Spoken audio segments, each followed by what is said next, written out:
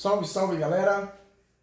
Novamente estamos aí para mais uma videoaula. Essa será a nossa quarta aula, né? E estamos finalizando então o nosso assunto sobre o período entre guerras e a Segunda Guerra Mundial, com a aula sobre a Segunda Guerra Mundial, que vai se iniciar em 1939 com a invasão alemã da Polônia e 1945 com a rendição do Japão em setembro. Ok? Primeiro de tudo, nós temos que lembrar que a década de 30 ela foi fortemente marcada por três fatores. Primeiro, a Grande Depressão, causada pela crise de 29, que vai causar aí uma superinflações, desempregos, falências de empresas. Isso vai causar um grande problema dentro das sociedades dos países capitalistas, né? Lembrem-se, nós também vamos ter esse espírito nacionalista renascendo e também a ideia militar, né, do militarismo, com esse espírito militarista. Beleza? Então esses três pontos são muito importantes para nós entendermos o contexto da década de 30 na Europa e no mundo, para não dizer também mundial.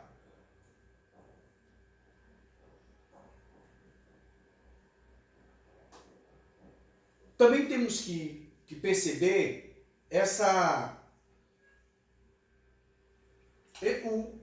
a ideia do contexto das nações que vão participar do conflito.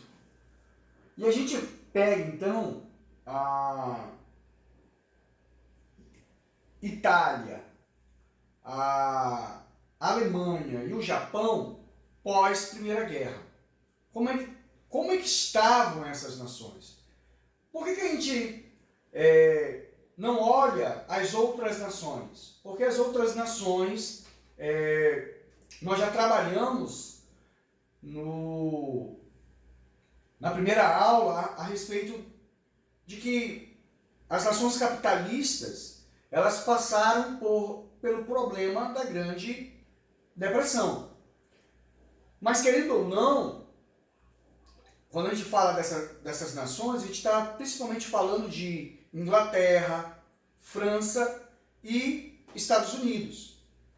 Então essas nações, querendo ou não, em relação à Alemanha, à Itália e Japão, elas estão de uma maneira muito forte, muito presente dentro dessa ordem internacional.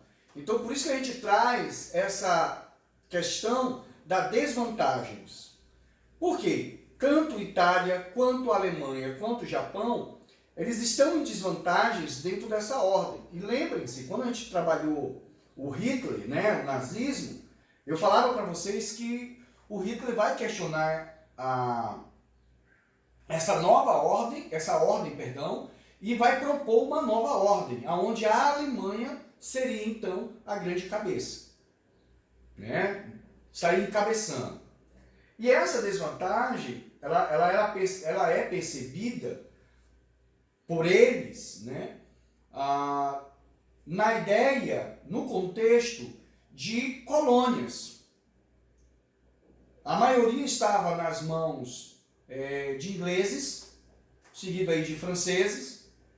Os americanos não tinham colônias, vamos dizer assim, mas eles tinham a sua área de influência, a América.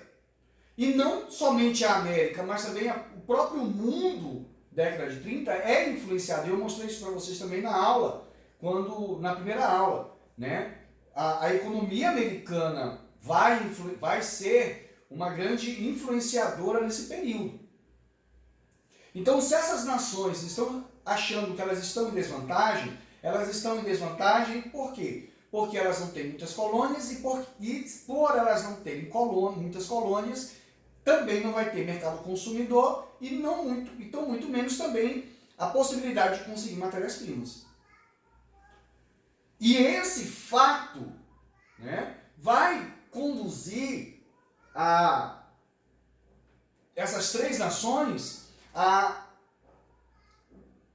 empreenderem uma política agressiva de anexação de novas áreas, de novos territórios. E aí a gente pega a Alemanha, ela vai começando a anexar as regiões próximas dela, ou seja, crescendo essa ideia, o que eles acreditavam, né, o conceito de espaço vital.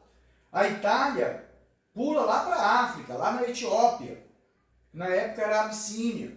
O Japão ali no sudoeste asiático, o Japão começa a invadir, anexar, né, como nós vamos ver, colônias francesas, colônias holandesas e inglesas, tá? E as causas? Grande Depressão, olha de novo, nacionalismo e expansionismo. Japão, Alemanha e Itália vão formar um grupo, vão formar uma aliança militar chamada Eixo. E isso é para ter uma possibilidade de expandir as suas economias e as suas áreas de influência. E aí nós vamos ter esse conflito, né? Esse embate de potências. De um lado o Eixo e do outro lado a Inglaterra, a França e os Estados Unidos como as potências tradicionais. Uma outra causa para o conflito, além da Grande Depressão, são as imposições que o Tratado de Paz coloca, né, para a Alemanha. A Alemanha, vocês sabem, ela é tida como a grande responsável pela Primeira Guerra Mundial. Então ela é condenada a devolver territórios, a pagar indenização, que seria uma restituição, né, uma reparação de guerra. Ela é obrigada a diminuir a sua indústria, ela é obrigada a diminuir o seu exército. E o Hitler vai pegar essas questões e vai transformar nesse discurso de vingança. Vai pegar esse nacionalismo, mesmo não sendo alemão, ele é austríaco, mas ele vai se tornar um cidadão alemão, tá? E ele vai meter ficha, meter brasa nisso aí. Para poder o quê? Para poder conseguir apoio da população alemã. E no momento que o Hitler ele repudia ou ele não aceita, discorda das imposições do Tratado de Paz, no caso, o Tratado de Versalhes, ele vai começar a desobedecer. Só que o que acontece? A Liga das Nações, que é uma organização criada para trabalhar em prol de uma paz, ela cai em descrédito, porque ela tem pouca força política, tá? Ela não consegue deter, principalmente porque para aquelas potências tradicionais, o inimigo é a União Soviética, é o socialismo. Eles não podem, de jeito nenhum, permitir que nos seus países aconteça a Revolução Russa, a Revolução Bolchevique. Vocês estão conseguindo entender? Então, franceses e ingleses começam a fazer uma política de apaziguamento, uma política de empurrar pela barriga. Eles começam a ver o Hitler desobedecendo as imposições do Tratado de Versalhes, mas não fazem nada. Porque, para eles, o principal inimigo é o socialismo. E isso vai ser um problema. Olha lá, para vocês terem uma ideia.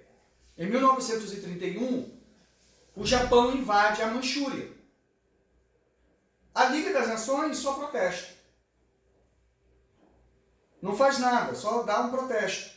Qual é a atitude do Japão? Se retira.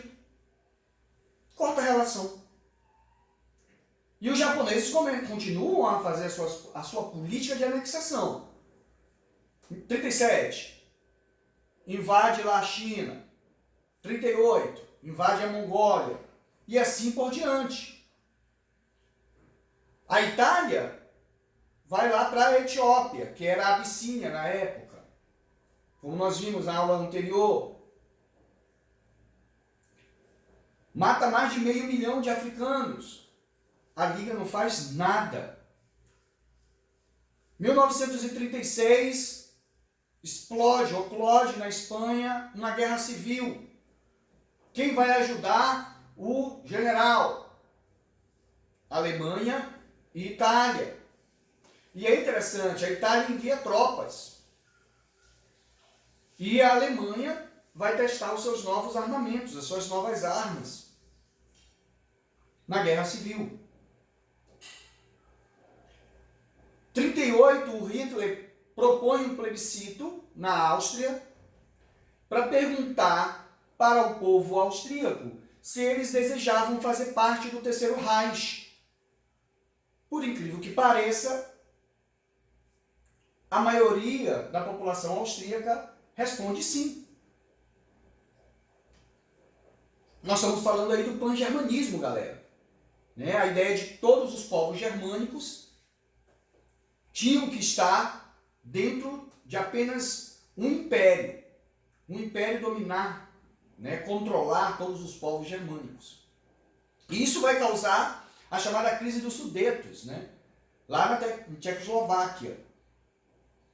E aí, temendo, aí sim, aí parece que a Liga das Nações dá um insight na cabeça dele. Opa, peraí, o negócio está ficando feio. Então, propõe uma conferência, chamada Conferência de Munique. Nela, eles permitem que a Alemanha faça a anexação dos Sudetos. Né? Era uma região onde haviam germânicos vivendo por ali. Em troca, a Alemanha tinha que fazer algumas contrapartidas. Um ano depois, o Hitler desobedece, né, desrespeita o Acordo de Munique.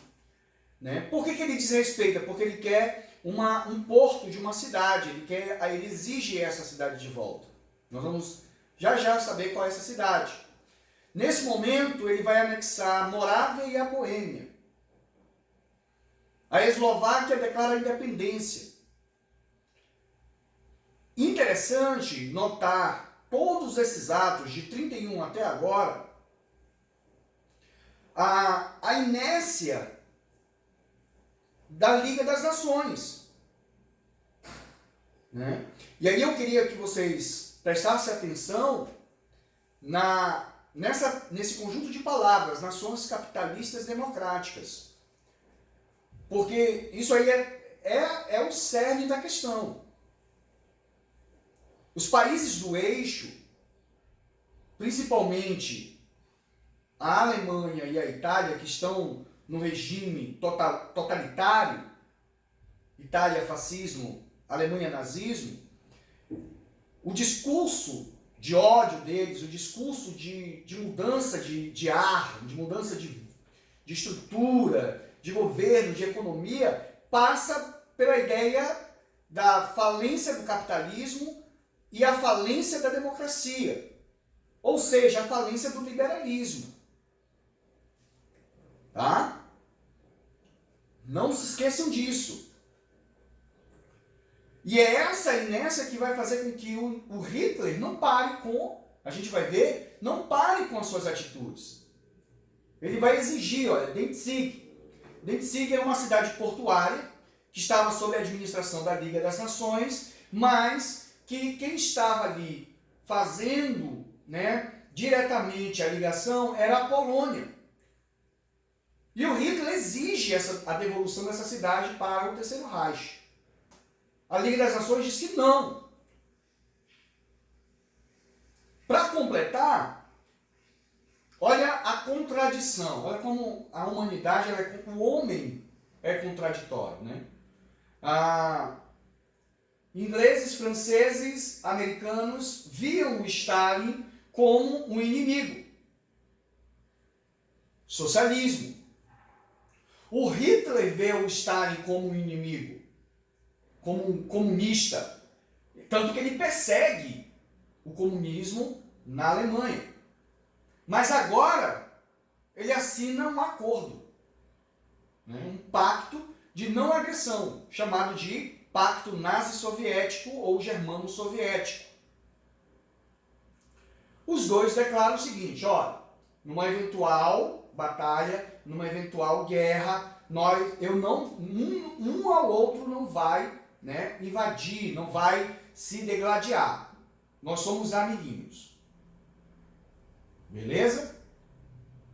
E então, 1º de setembro de 1939, o Hitler decide, não vendo as suas pretensões ou seus desejos se concretizarem, então ele decide invadir a Polônia e aí recebe a declaração de guerra de ingleses e franceses. Agora nós vamos ver as nações que compunham o eixo. Nós temos 3. O Terceiro Reich, que é a Alemanha nazista, a Itália fascista e o Império Japonês. Não tem erro nenhum aí. As suas bandeiras, respectivas bandeiras, brasões, né, no caso da Itália e da Alemanha, e o selo imperial japonês. E as nações aliadas? Nós temos também 3 no início da batalha, do conflito.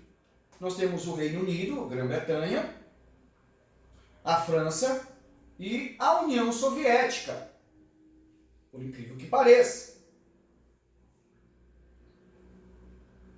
Nós vamos saber já porque a União Soviética também vai fazer parte desse grupo, juntamente com os Estados Unidos, que entram em 41 no conflito, juntamente com a União Soviética em 41.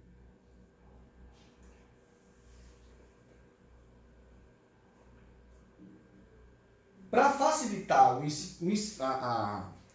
o ensino, eu vou parar por aqui, vou dar um break e aí eu gravo, vou dividir a aula em 3 partes, beleza?